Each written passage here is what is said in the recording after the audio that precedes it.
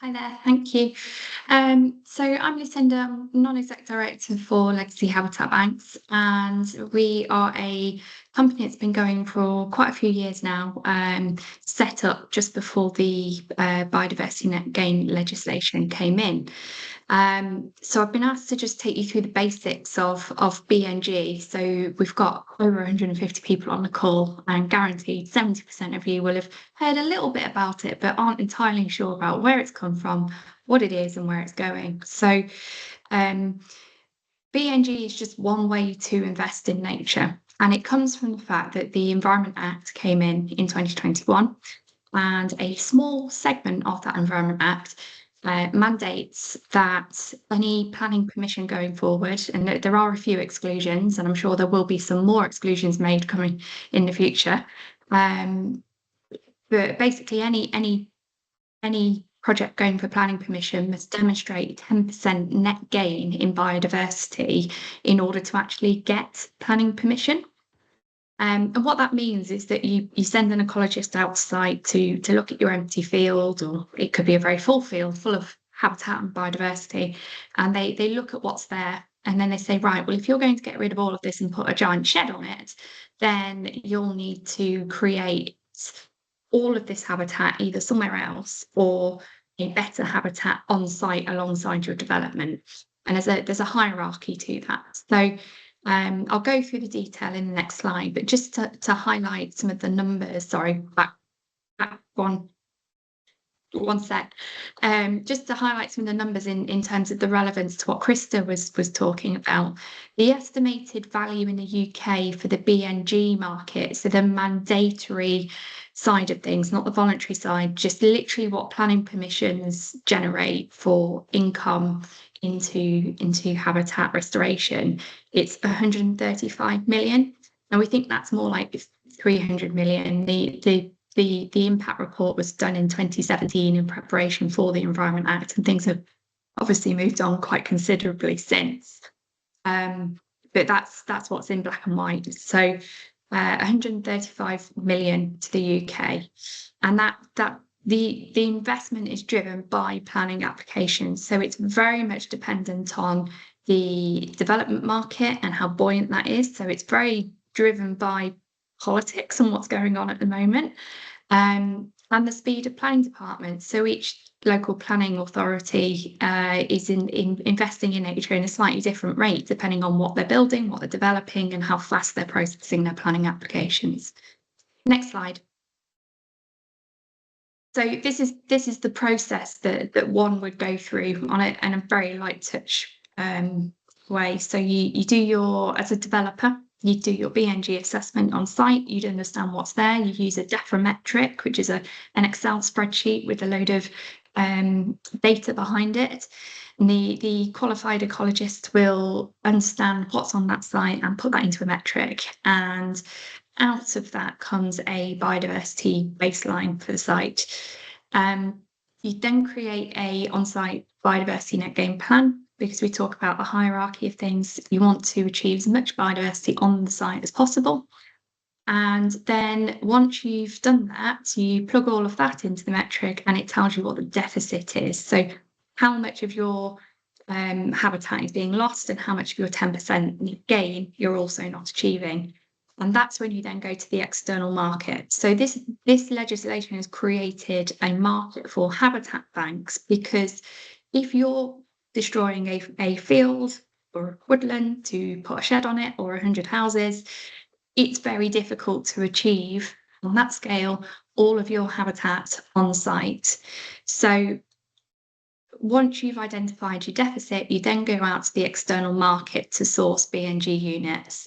And these can come from a number of habitat bank providers, Legacy Habitat Banks being one of those. And then you would update the metrics, submit for planning, proving that you've done your offsetting in biodiversity. And then the developer has to pay at point of commencement for those biodiversity net gain units. So it could take you 2 to 3 years to actually get any payment or investment in nature. It's a very long process, especially for large housing developments where you're currently sitting on an empty field. You've got to go through all of the planning permission processes, and even once you've got planning permission, you don't have to pay until you put a spade in the ground. And that's one of the most important things to consider with BNG, is that it's a very lengthy process. Whilst it's been going since February 12th, realistically, with planning processes and delays, we're not going to see this market really kicking off until next year. Another key thing that I think has transformed the market here is not only are we now able to measure, it's not the best measure, but it's a measure to measure biodiversity baselines using deferometric, which we never had before 2 years ago. There is now this mandatory 30-year period that habitat has to be protected for. And again, before the BNG legislation, there wasn't really a time period that habitat was set to be protected for or legislated for. So you would create green spaces in housing developments, but then that's it, you walk away and they become a bit derelict or neglected, and it was never mandated. So this has been a really great improvement. Next slide.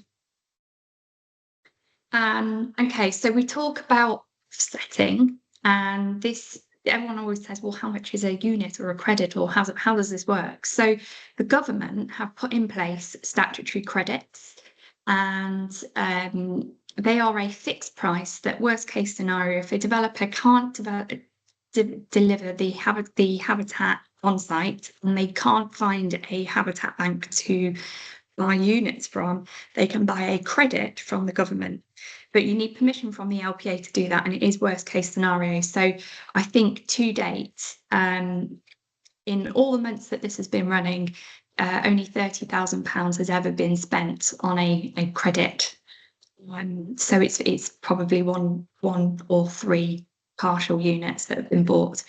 Otherwise, it's been very much the on-site and the unit, private market unit transaction that's been dominating. And the prices are driven by market demand and location. So the credits are a fixed price, as you can see here, and these are just a couple of examples of common types of habitat that you would buy. So different habitat has a different price because it takes more or less effort to maintain or create it. So ponds are more expensive, whereas grassland is cheaper. And you have to buy 2 credits for every 1 biodiversity unit that you need. So the point is, the government made it really expensive to buy government credits because they don't actually want you to buy government credits. They want you to buy biodiversity units from a thriving private market. And that is what we're seeing, which is great. So these prices here are on the unit side are significantly cheaper, and they reflect the reality of the cost of creating and maintaining those habitats for 30 years, and the profit margins that investors are looking for in having invested in the natural capital. I think that is my last slide. Still check. Nope, there is one more. So just to make it relevant to the area that I imagine most of you have logged in from, this is from the UK Housing Hub BNG registry. There are multiple different systems that you can go onto online to see where there are habitat banks. This one is particularly for housing developers. It's not necessarily the most up to date. But this is an indicator of the number of habitat banks in the area at the moment on the private market. So it's important to note that this doesn't include any that Lancashire Wildlife Trust are developing with GMCA. As far as I'm aware, they're not on there yet, Krista. Nope, not yet. We need to get them on there. We need to get moving. Council assets are going to be brilliant ones for this because they'll always be public open spaces. So it's a huge opportunity to invest in council-owned green assets. So this is just one way that we're funneling money into nature, but there are many.